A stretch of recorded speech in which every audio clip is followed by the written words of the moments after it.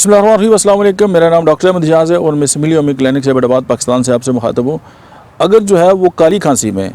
Whopping कफ में, यानी ऐसी खांसी जिसके साथ जो है वो उल्टी होने का या मतली होने का जो है वो एहसास जो है वो पाया जाए और एक दौरे की शक्ल में आए, और आप जो है वो बाकी जितनी भी सिलेक्टिव किस्म की जो मेडिसिन है वो सारी जो है वो नाकाम हो जाएँ, तो ट्रेंडोला क्यूबेंसिस को ज़रूर याद रखें, और डॉक्टर मेक जो है वो इस बात को एंडोर्स करते हैं। Thank you.